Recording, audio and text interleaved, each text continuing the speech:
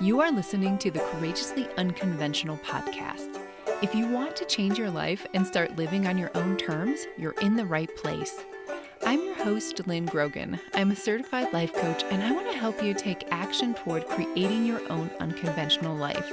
Each week, I'll share inspiring and unconventional stories from those who have gone before you, as well as actionable steps you can take to start your own unconventional path today. Let's go.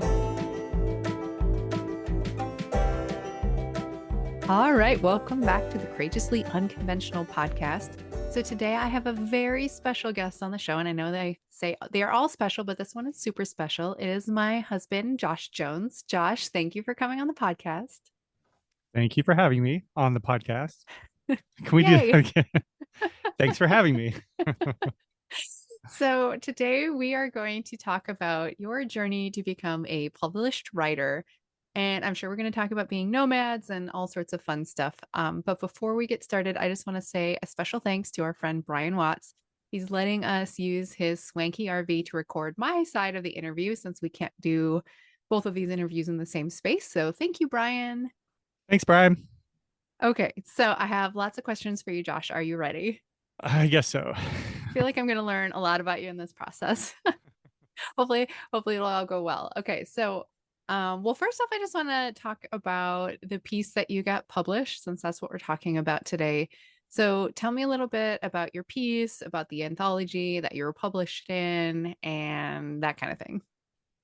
So the anthology was published by a group called the Four Corners Writers, and they're just an informal group of local authors local to the Four Corners region, which for anyone who doesn't know, that's just kind of the area of the Southwest where Colorado, Utah, Arizona, and New Mexico meet all together. And they're based there. They have meetings and hold workshops to encourage local writers. And they are the ones who publish the Four Corners Voices, which is the anthology I was published in. And yeah, it was funded by a grant from the Lore Foundation, and it's available wherever bookstores, wherever you can buy books. And online. And there's an ebook coming out soon too, ebook version. So yeah, that's awesome. When's that come out? They're just now working on that part. So okay, cool. What is your story called? And tell us a little bit like what it's about. It's called Not the Superstitious Sort. It's a Western, a supernatural Western. And it's basically just about a guy who's looking for gold, and he's so obsessed with that he doesn't realize that he's found himself in the middle of a ghost story. And yeah, that's it. Yeah. I just reread it this morning, and it is quite good. It's usually not the genre that I read, as you know, Josh. I like to read a lot of romance and nonfiction, but it is quite good, and I'm very proud of you. Thank you. I like to write scary stories and stuff you don't like. So thanks for reading it. I did not suffer. It was quite good. Well, what was the whole process like from the experience of like putting together your submission and then the waiting process to hearing about if you were accepted? Yeah. Putting it together, it's a story that kind of started like, I don't know, maybe a year and a half, 2 years ago. I can't remember. And then one day you found a flyer on a bulletin board advertising the call for authors for this publication. We all know you like bulletin boards, so thank you for it's like my favorite. Yeah. Anytime there's a bulletin board with flyers and information hanging anywhere, she has to stop and read it. So thank you for doing that. So waiting, I submitted kind of like maybe, I don't know, a few weeks before the deadline. And I think we had to wait a month and a half or something to find out. I was feeling pretty confident about it. One of the editors even emailed me pretty quickly after I submitted and just had some like questions for me and some edits he wanted to do. But then he also said, please keep in mind, this does not mean you're accepted. So I was in this kind of limbo, like, well, I feel like they liked it and I felt like it was being taken seriously, but I still had no idea if I was in it or not. So yeah, it was excruciating to wait. Yeah. Well, it was like hard not to read between the lines, like, wait, they reached out, but then also he said, this doesn't mean anything. So what does that mean? And I think he reached out twice even. There was 2 emails actually. Yeah. So yeah, I was feeling confident and hopeful. And also I gave up pretty close to the deadline that I was not going to be in it. So kind of the whole range. of feelings. I was trying not to like coach you during those moments, but at the same time, there was some there was some real pain going on as we were waiting to hear back. Um, Yes. but let's back up a little bit. Like, what made you want to pursue writing seriously? And was there like a moment where you're like, yeah, I want to do this thing? Well, I mean, I think the moment was when you asked me one time. I think it's because it was back when you had first started pursuing coaching and you had gone all in on it. And uh, yeah, you were following your dream and what you wanted to do. And I think one day you just asked me if I could do anything or follow my dream, what would it be? I've always, yeah, enjoyed reading, and I'd kind of written here and there throughout my life, but never really taken it seriously or pursued it because I just never took it seriously until kind of you prompted me to do so. Yeah, I think I even remember that walk. I think we were in New Mexico. Oh, Uh, and I feel like all of our major life things have happened in New Mexico, which is appropriate since it's one of the Four Corners states. true. Yeah. It's one thing to say that because I think a lot of people say things like, oh, I would really love to do X, Y, and Z, but it's another thing to actually do it. So, like what kept you going? Because it's been a couple years since we had that conversation to when you actually finally, or not finally published something, but you know what I mean? Like No, from finally. that Yeah. moment to this, yeah. I guess it really what it was is you asked me the question and I was like, yeah, this is what I want to do. And then all of a sudden, because I said it out loud and to you, I kind of felt like I had to follow, not felt like I had to follow through, but I was like, well, it's out in the open now. I guess I need to keep working on this. Well, I think that was also the moment where we both decided that as much as it was humanly possible, we would both do work that we love to do. And Yes. I think that was part of it too. Yeah, because had already decided to live the way we wanted to live, which was to get on the road and live in an RV and travel as much as possible. And so I guess I saw it as like, well, just take the next step because I mean, here's Lynn. She just always decides this is what I want to do, and then just kind of does it, and it always works out for you. So I was like, well, it worked for her, so maybe if I do it, it'll work for me too. So yeah, Yeah. uh, just following your example, I guess.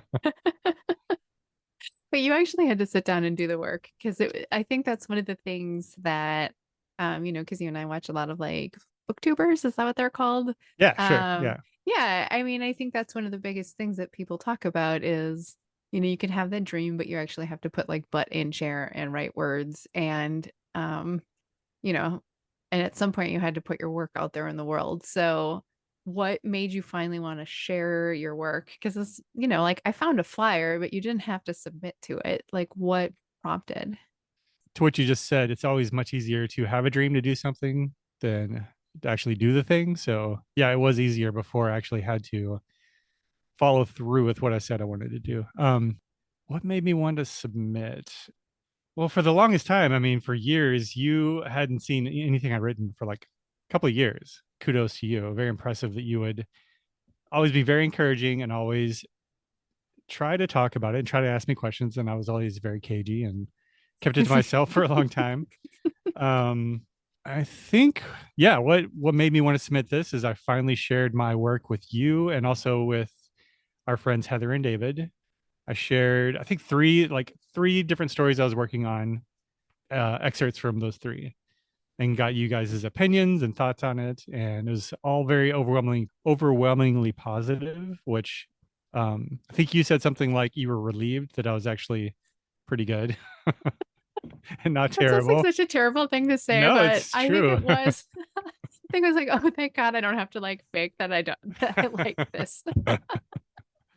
So yeah, no, you guys all took me very seriously, and I was like, oh, you took me seriously, and it kind of just gave me confidence that like, okay, maybe I can do something like this. So or around the time you found this submission, I had just shared a big piece of work with all three of you guys and got feedback from that.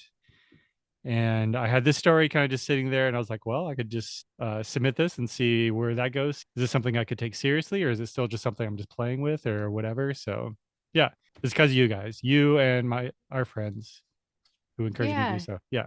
Well, and I think too, and Heather and David have also both been on the podcast, and we'll put those links to their stuff below. But I think it's one thing that feels like it's been helpful is being in a community of people who make things and put themselves out there. Um, David's a musician and Heather's an artist. That it just kind of makes you want to do a little bit more. Cause I know for me, I was sitting on actually doing this podcast for a super long time. And I was like, all right, well, all of our friends are putting stuff out there in the world. Like, what, like, what do we want to contribute? What do we want to create? And so there's something like kind of intoxicating about that when you're in that environment. Yeah, totally. And not only were they putting stuff out, being good examples of being, artists like working on their art and putting it out, they were like literally just saying, you got to put your work out there. You can't just keep it to yourself. In so many words. I mean, they said it very kindly and nicely, but that was the gist. Many times they're just like, you really should just got to share your stuff at some point. So, thanks, guys.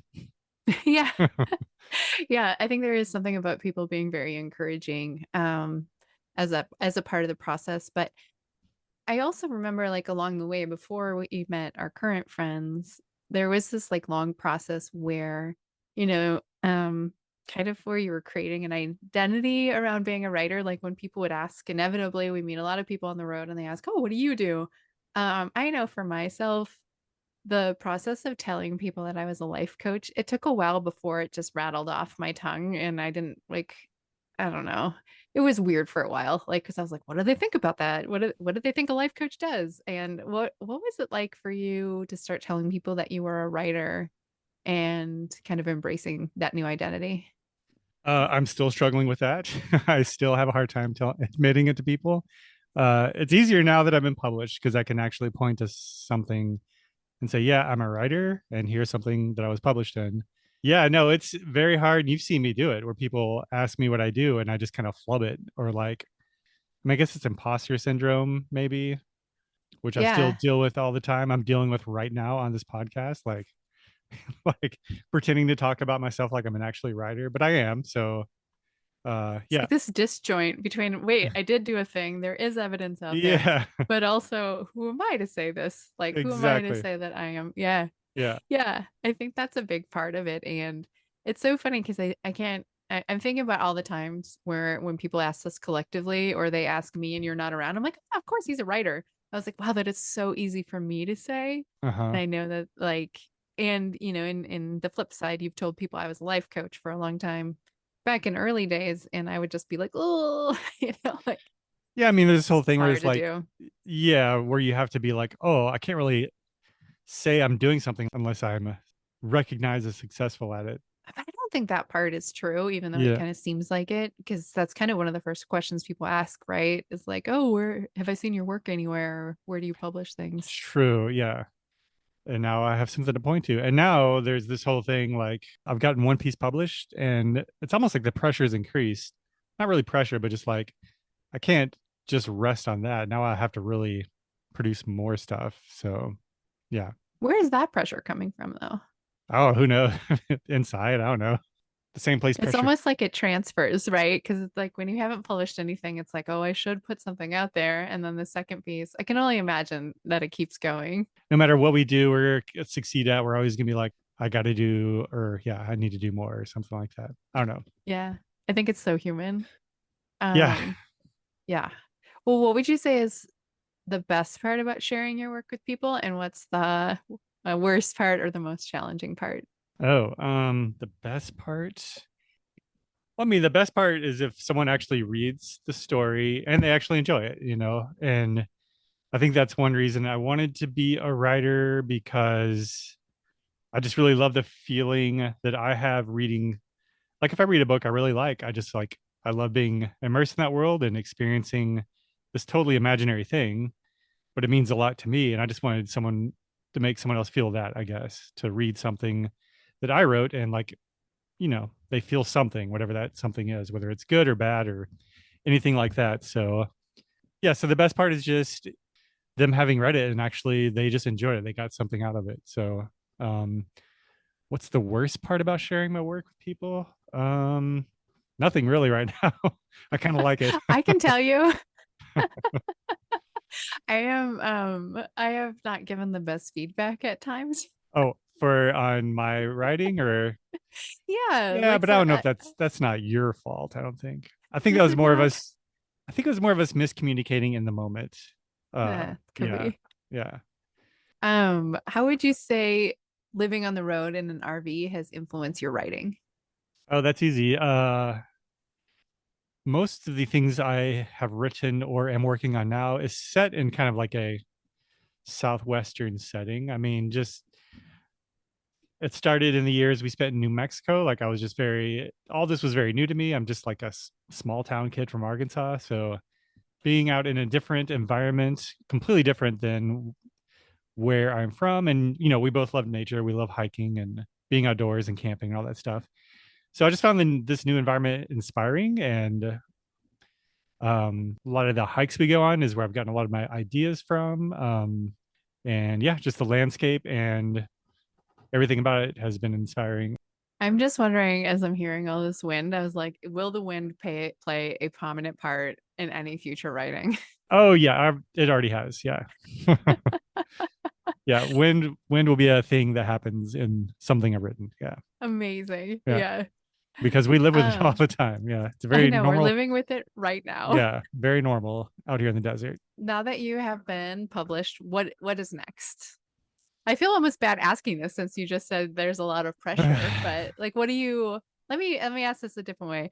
What stories or projects are you excited to work on? Yeah, I mean, I asked my. I think I asked this the other day. Like, oh, what do I do now? Crap. Like, Yeah.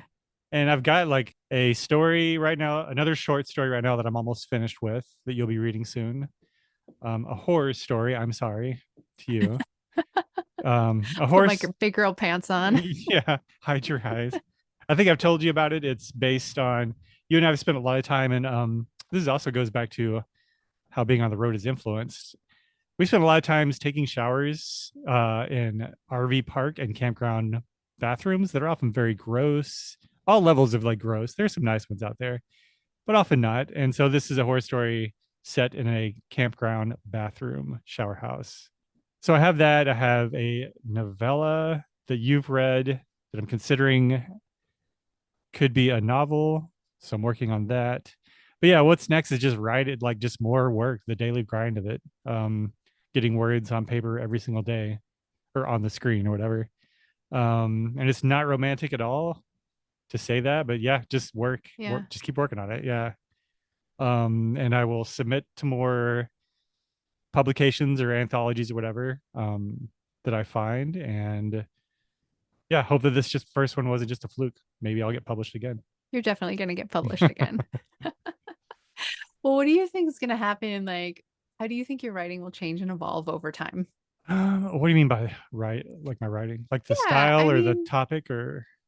I don't know. However you want to take that question, because I think right now it's kind of early days of publishing, right? Or of putting your work out there.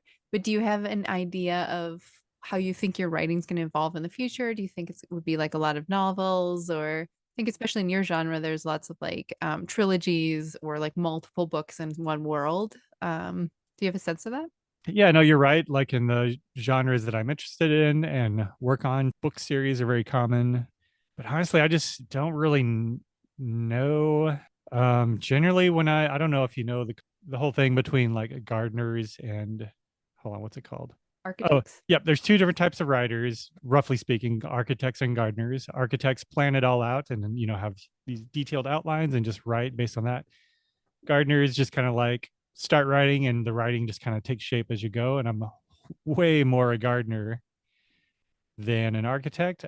Like when I'm writing something, it always changes as I go. Like ideas come as I'm writing and I don't have them beforehand. They just kind of like come to me uh, more often than not. And I'm kind of just learned to lean into that where I have a general idea of what I'm writing, but I'm completely open to things changing. Pretty much everything I've written has been completely different when I started writing them than they ended up being. This story in this anthology was like a way different story when I first wrote it, and it just kind of evolved as I wrote. So it's almost like I don't have control over that part. I'm just kind of like following what's kind of comes to me as I'm in the experience of writing or in the moment of the writing. So I'm just kind of imagining what that is like to just almost be informed. That's what it sounds like. or something. It's like you're writing and you're like, oh, do they do this or that or this or that? And then, I mean, what is that like? Yeah, it's weird. And it took a while for me to, I think that's why I struggled for a long time because I was trying really hard to make what I was writing fit into what I had decided to write about, if that makes sense. Like I'd come up with that, Mm. I'd have an idea or a story. And I was at first just trying to make what I was working on at the time fit into that. And I learned that I just have to kind of follow the story as it comes out of my head when I'm writing. Like I can sit around for hours and like think about this story or that and plot it out. And then as soon as I start working on it, it really just starts evolving and changing in the process. From what I understand, it's different for other writers, but that's just how it works for me, which is convenient because the work is the most, just sitting down and writing is the most important part. And I found that that's the best way for me to actually get my ideas organized and out is just start doing the work and the ideas come out in the process, if that makes sense. It does make sense. And it's like in that way, it's like, can't wait until you're ready because you're not going to be ready for that. Cause this actually sounds like more like collaboration with your computer, a little bit of like, oh, I don't know what I'm about to say. Then I start typing and then it comes out of me. And Yeah, or collaboration with my own brain. Like mm. yeah, it's me and the computer and then me again, I guess, kind of circular, going round and round. Yeah. And how do you let it flow without being too editorial in the process or getting down on yourself or Yeah, that just took practice and just doing it over and over. At first, I would like write some stuff and I'd go back and edit that stuff and then edit again. And then I'd write something else, but that would be different. So I'd have to change what I'd done before. So it really is just like get the words out. Don't think about the end result, or don't even think about the product you're putting on the page right at the moment. Just kind of like write what's coming to your head and just keep moving, keep going, and don't stop because you can edit later. Cliche thing is you write the first draft for yourself, or the saying is you write the first draft for yourself. So that kind of helps to think about like no one is going to read the first draft. So it doesn't have to be good. It can be terrible. It mostly is terrible the first time around. But yeah, you just kind of lean into that and edit later. yeah, Yeah. I think that's a good answer. Or like just the idea that you could write the first draft for yourself and it doesn't have to be perfect and it doesn't have to be finished and you can write as many drafts as you want to and just getting it out. It almost seems like the way you're describing it was kind of like water flows, how water is going to flow and you can't like control it or guide it or anything. It's just gonna go that way and then it's Yeah. gonna fill in all the crevices and stuff. That's good. That's good analogy. Thank you. Yeah. I wouldn't Look at have you. Look at me. It's like I live with a writer or something. What advice would you give to somebody who is maybe dreaming about writing or has a piece of writing that they're thinking about submitting, but they're feeling nervous about putting their work out there in the world? Yeah, my advice, I had to just get over myself. If you're nervous about it, that's completely normal. That's to be expected. It'd almost be weird if you weren't nervous about it. So, and my answer is you just got to share it. And it took me years to be comfortable with doing that. And it took you being very supportive, despite me never sharing anything with you, because I was always, I don't even at the time, I don't know if I was even nervous about it, but just so much unclear about what I was doing. So I just never really had anything I liked enough to share. But again, you were always very supportive and patient, despite being in the dark about it all. So, which is amazing. And then back to our friends. I mean, they were very, Heather and David, very encouraging about sharing my work, and they just made me feel comfortable doing it. So just find someone you trust. It doesn't have to be, I mean, preferably someone who likes to read, but find someone you trust and just share it with them. And yeah, you have to share it, or kind of what's the point of even doing it? Otherwise, you're just kind of journaling to yourself all the time, which is fine, which is great. But if you ever think you want to share your work with the real world, you have to share it with someone else first. You have to get that feedback because, and that was another thing when I shared work with you guys. You all had incredible feedback, most of it very accurate, and I changed many things based on what you had said. So it's also just very important to get that feedback from outside your own little head and the world you're in when you're working on it. So Well, and I think from what you just said, that idea of finding people that you trust or you feel safe with is really important.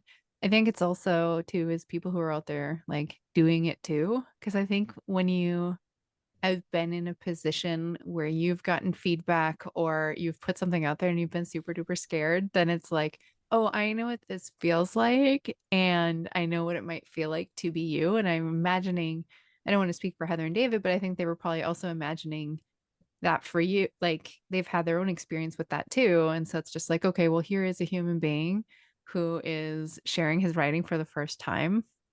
Like, how can we be supportive, but also give really good feedback to like help foster, and Yeah, help grow which, things. and you all nailed that. You did best of Yeah. both worlds, best of both worlds. Yeah.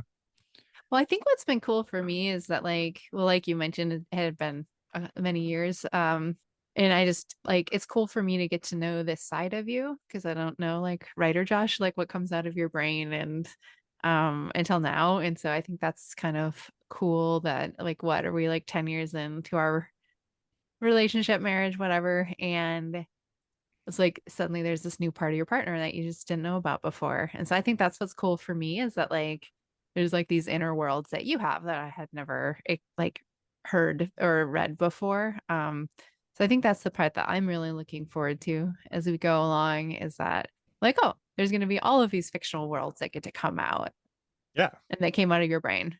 Welcome to my brain. This is what it's like in here. For better or worse. Okay, almost last question. If you could go back in time and tell yourself anything before you started your writing journey, what would you say? Oh, it's easy. I would say get started right now and don't put it off or wait or anything like that. Because even after, you had encouraged me to pursue it, there were many periods of time, many days, even weeks where I didn't write because I was just frustrated with it or, wanting to give up on the idea, all those things, all the doubts that anyone would have about anything. But yeah, just if you have anything you want to do, just get started right now. Don't wait. Don't plan it out. Don't think about what it would be like or dream about how great it would be. Just freaking do it right now. Just get started today. And if it's specifically writing, just right now after this, go write 100 words, 200 words, like pick a word count, pick a number of words you want to write and just write them, whatever it is, and just start doing that every single day. And don't wait. That's it. That's awesome. I think that's also especially awesome because you are somebody who researches a lot for a lot of other areas of our life, and you're very thorough and you're very thoughtful. And I think that that's an amazing quality. But also to what you're saying, it can also like you can also hold yourself back if you do that too much. And so it's like Yes. just do it. Yeah. Thank you. Yeah. Yeah. Don't overthink it. Just get going on it. Is there anything that we didn't talk about that is on your mind or you want to share before we close today? Yeah, I think I may have touched on this a little bit, but I will reiterate, find a group. There are writers groups online in real life all over the place, but just find someone somewhere that you can have peers, share your work with. They can share theirs. Yeah, I think that's a good answer because there's something about being in community with people and having support and getting feedback. Yes. Yes, and sharing ideas. All right, Josh, if somebody wanted to find out more about you, where would they find you online? You can find me on Instagram. My Instagram handle is cheesecloak, or you can go to my website. It's joshjones.pro. Awesome. And I will have those links in the show notes. So thank you, Josh, for coming on the show today. Thank you for having me on the show today. Perfect. I love you, and I'll see you in a few minutes when I walk home. I love you too. I look forward to seeing you again. Hurry back. I will.